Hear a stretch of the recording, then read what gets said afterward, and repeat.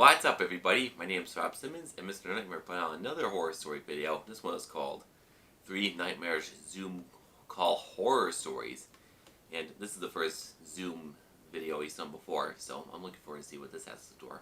And the fact that Zoom went from having 10 million daily users to 200 million users in 2020 is just crazy, so it's inevitable that many people to have freaky stuff happen during Zoom calls. So let's see what it has in store.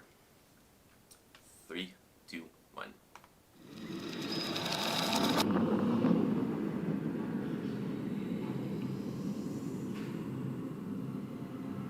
No anonymous horror stories.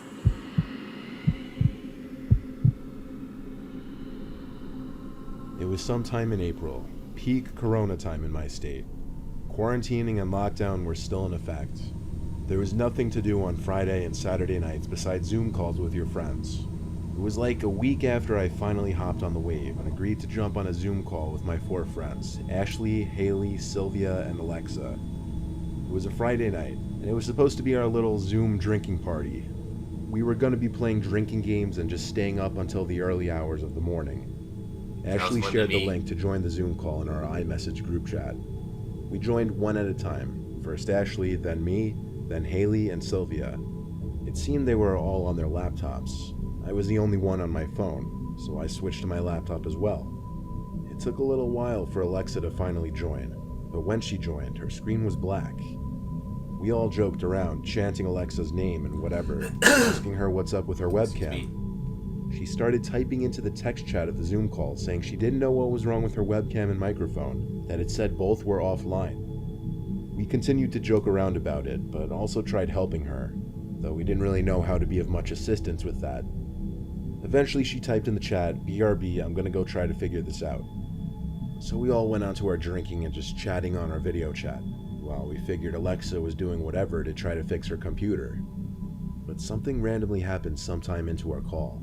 Something completely unexpected that kind of scarred all of us.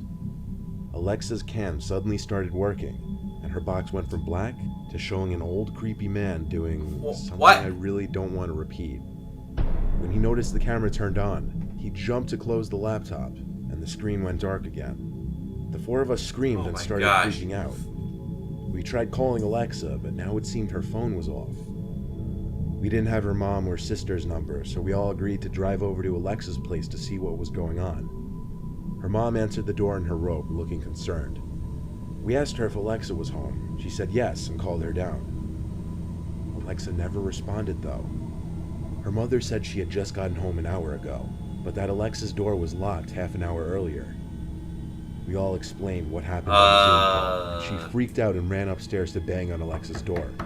That got no answers. We all got a sicky feeling when we realized what could be going on. Is that guy still in there? Alexa's mom called the cops that second, and when Officer Perry showed up, we told him everything. He called for backup and went upstairs to knock on the door and tried to reason with whoever could be in there. When there was no response, he began to kick the door down. When he finally broke through the door, there was no one on the bed. The laptop and phone were left on the bed, but no one was in the room. The window was wide open, enough for someone to crawl through and hop outside down to the awning roof below. Oh no. We all found Alexa in the basement minutes later. She was hiding under a blanket in the corner of the room. She said when she was home alone, she saw some older man with a big knife sticking out of his pocket in the living room, so she snuck down to the basement and hid. She didn't know when it was safe to come out of hiding, as she couldn't hear her mother getting home. Police backup finally showed up, and the information of the break-in and the man was sent to the local news outlets to alert people to be on the lookout. It's crazy how that Zoom call might have saved Alexa and her mother's lives. No kidding. To tell you the truth, I don't want to know what that guy was doing in front of a laptop. I can't repeat it because of the cop anyway. A few weeks ago, my friends and I decided to hold a Zoom reunion, as we had not seen each other for quite some time, and all of us finally had the time to chat since there was a lockdown in our country. We're all college students, and most of us had lost contact with each other, so we decided to post on our social media that we would be holding a Zoom reunion, which was open to all the alumni of our old school. Oh, nice. We got responses from many people, and we even accepted people we didn't know as long as they knew our mutual friends. We wanted it to be a big social event and didn't really care who joined. Finally, the day of the reunion arrived. I scheduled a meeting and posted it on my Instagram story because there were too many people to individually text, which I now realize was a big mistake because I had basically given everyone access to join the Zoom call. The Zoom meeting began normally, with all of us excited to meet our old friends. We made some new friends through our mutual friends, and we were having a grand time, when someone called Sat_Ann_20 unmuted their mic and started making groaning sounds. We had a friend named Ann, so we thought it was just her pranking us. We texted her to stop because it was getting annoying. A prank? But to our surprise, she texted back apologizing because she hadn't attended the call due to prior engagements. We were surprised and asked this Ann person to open their video and show us their face or they would be removed from the meeting. They didn't show their face, so I removed them from the meeting. The Zoom call resumed and we were all joking about the incident. Suddenly, my network strength became weak and I had to leave the meeting.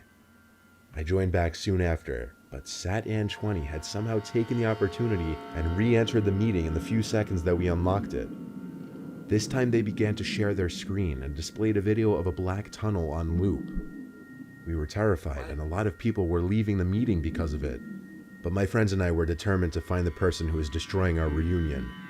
We constantly tried to remove them from the meeting, but the second my friend's network connection weakened, somehow the SatAn20 person became the host. That sounds weird. There was nothing we could do now. The account was still playing the video on loop and chanting something in a strange language. We could have left the meeting, but really wanted to know who was disrupting it. Suddenly, the video stopped, and SatAn20 started talking in a distorted voice about how my brother Rav had completed the ritual and attained salvation, and we could take their help and do the same too. What? Here's the thing. I had a twin brother who died before birth. My parents had wanted to name him Rav. They told me when I was very young about his prenatal death, and begged me to never talk about him.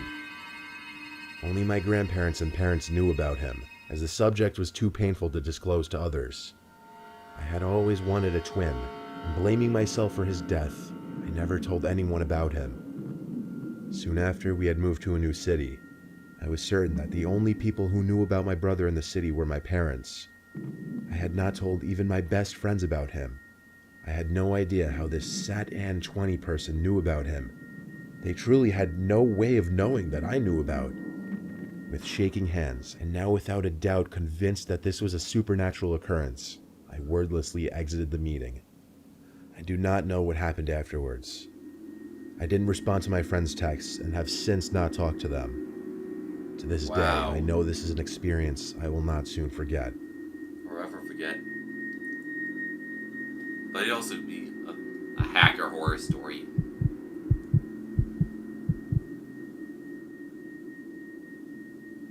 In April of this year, my school had made a virtual classroom thing where we would do all of our assignments online on websites like Google Classroom and whatnot. They also told us about a new tool called Zoom, where students and teachers can all have a virtual meeting to talk about schoolwork and stuff. Well, one day in May, after I finished my assignments, my dad went out on a night shift at his job. So it was only my mom and my mom was asleep. I called my friends, and we all agreed to try a Zoom call out with each other to catch up on how everyone has been, and it also eventually ended with us playing some console games like Call of Duty. At one point, around 10 p.m., we were playing Modern Warfare, and all of a sudden, one of my friends, who I'll call Jack for privacy reasons, suddenly told me that he saw a very sudden blurred movement behind me in my room. What? I wasn't sure because my lights were off, and the only light was from the TV in my room. I have a somewhat small room with only my bed, a drawer next to my bed, a closet in the left corner of the room, and my TV in the front. That's when I noticed that my pillow was on the floor. I went over to pick it up, and I just dismissed it, thinking it accidentally fell or something. So I just went back to play with my friends. About 10 minutes passed by, and Jack once again says he swears he sees movement behind me in my room. When I turned around, I saw that the pillow had fallen again in the exact same spot. This time I became anxious because I knew 100% I put the pillow in a place that it couldn't possibly fall without someone or something moving it. I bend down slowly to pick it up, and then I hear Jack scream. I put the pillow on the bed and rush over to my laptop sitting on my chair to ask him what was wrong. All he said was to look under my bed, and I saw it. Oh, I no, saw no, no, two no, no, no, no, glowing no, eyes, no. which were lit up by the TV screen. Once the person realized that I saw them, they immediately jumped out and tried to grab me. I instinctively swung my arm at their head, and I hit him right in the nose. He looked to be at least 45, Good for with you. long, dry, straight hair that looked like it hadn't been cut or washed in at least a year. He had a scratchy-looking beard and was a very skinny but tall guy. He looked to be about 6'3". He fell onto my bed, and I could see his nose was bleeding, so I took my chance and ran to my mom's room and locked the door.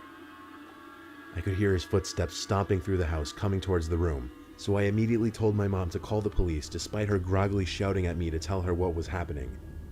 She called the cops, and by then I could hear his footsteps as he was going from room to room to find where I went.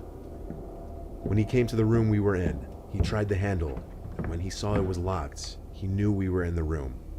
But he didn't bang on the door like I thought he would. Instead, I heard a small chuckle, and then I looked under the little crack under the door, and I could see his feet standing there. As soon as I looked under, he looked through the crack as well, and I could see his bloodshot eye. I also saw a couple drops of blood on the floor, and then on the other side of the door, I heard "You'll pay for that" in a psychotic, high-pitched, childish voice. Creepy. When I backed away, he screamed like a madman and started banging on the door over and over. Oh my I started gosh. covering my ears, trying to shut the sound out, and I could see my mom crying. Just then, we hear the sirens outside, but the man doesn't stop banging and shouting. The police knock on the door, and when they hear the man, they immediately knock the door down and come in, literally like something from a movie. I heard the man stop, and I thought the police already got him. When I opened the door, I saw the man facing the two officers, looking like he was going to attack them. When he stepped towards them, one of them shot a taser at him, and he immediately fell and started shaking violently. They cuffed him and took him out to the car, and a third officer came to question me and my mom. I told him the whole story, and then the three officers started searching for the place of breaking and entering, and it turned out that he had broken in through the window in my dad's office room, and they found a small axe and drill under my bed in my room. Oh my god. We later found out this man wasn't documented, and no one knew who he was, and he didn't appear to have any family. He was sent to a mental institution, but that's not the worst part. The police later tried to find out where the man originally lived, and all the man told them was that he lived in the woods near my home. When the police went searching for his home for any evidence, they found a small secluded area in the woods with a small wooden shack. When they went in, they told us that they found multiple weapons, bags of old food, and worst of all, 2 pictures of me, one of me asleep, which was taken from inside the house outside my bedroom door, and one of me eating dinner from outside the window. Oh my god. I hope nothing like this ever happens to anyone, and I hope no one else has to add another bad memory to the long list from this terrible year. Oh, I bet. Wow. I know I said before that I wasn't as afraid of Mr. Nightmare videos as I was in the past because I've seen so many of them, but his last few have really stepped up the horror factor. I mean, this one was definitely a creepier one. I can't decide which story is creepier, 1 or 3. I think I said 2 by accident. Anyway, let me know in the comments what story you think is the scariest. I almost forgot to mention that Mr. Nightmare always posts his videos late at night, in my time zone at least, Eastern Standard Time, so that's why I wait a little bit to react to them, so in case I don't lose sleep because I'm so freaked out by them. I just wanted to state that for the record. Anyway, let me know in the comments what you thought of this video.